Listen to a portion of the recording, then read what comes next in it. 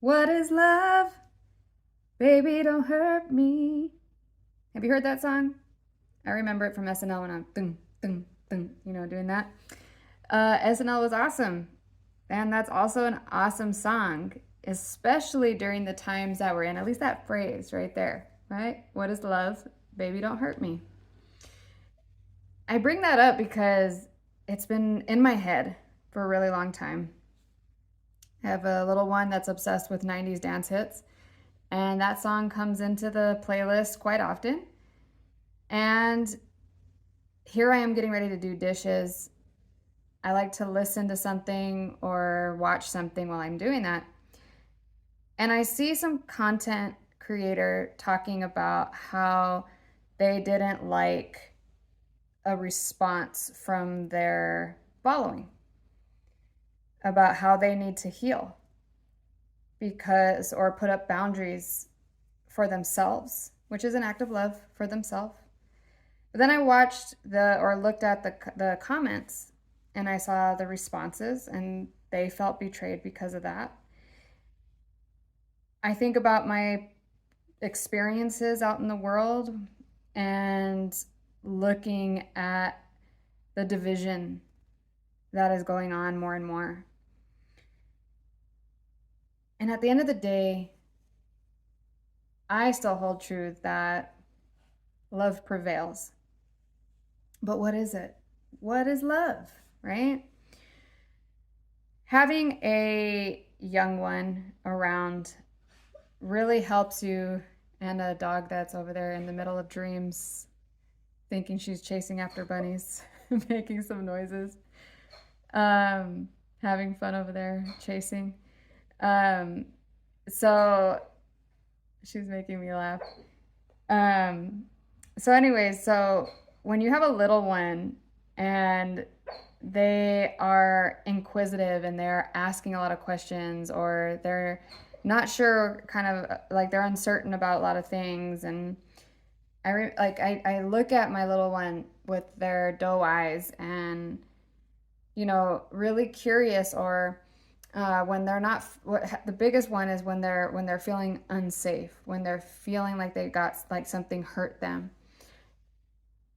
What is love? Well, I show love differently than what she may need, than what her dad can do for her.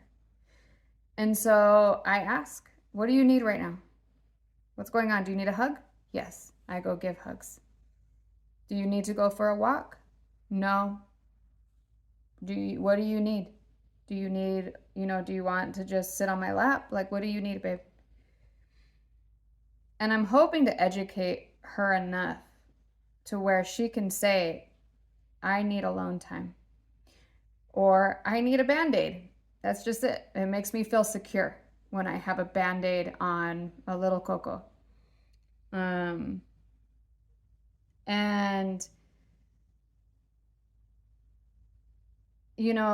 when I see stuff on the internet where, people are wanting to express themselves freely and then they get the backlash, that's just continuing the divide.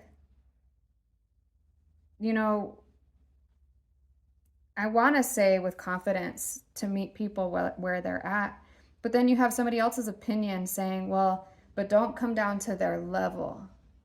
Where's the compassion and understanding a person's perspective? Then somebody else will say, okay, but are you overstepping, or are you allowing them to step on you? Are you putting up enough boundaries, right? What it comes down to is perspective. Everyone has their own perspective. Everyone has their own way of expressing. So when we hold people to a certain standard, to a certain level of expectation, and if we're saying you don't meet this need, are we cutthroat and we just say you're out of my life? Some situations require that. That's okay. Some situations absolutely do, because people don't listen. They don't know how to have patience, compassion. They're not willing to understand.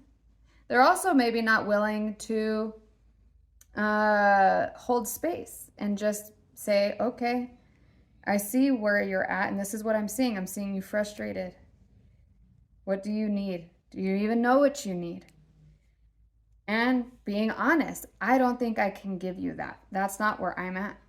I don't know if I can, but is there a way to work together?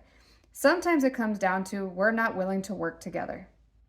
And that's okay too. We're all doing our best, at least to my knowledge and my hope, my prayer, to be better versions of ourselves. But also,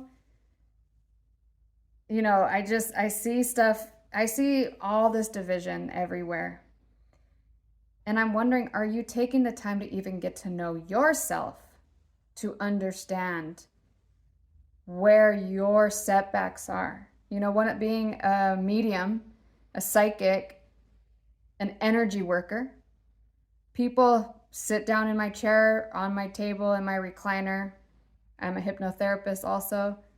They ask, where am I blocked? You're blocked a lot of the times from your own programming. A friend of mine and I talked about shadows and how we appreciate each other's reciprocity, like being able to say, like, hey girl, like, check yourself. Did you see this, and this when you said this, and this? Like, does that resonate? Does that make sense? Like, this is probably where you're holding yourself back. So we all need to understand that sometimes, a little patience, compassion goes a long way. Understanding that we're not going to please everybody. Understanding that people want to connect. People want to voice an opinion. They want to have acceptance.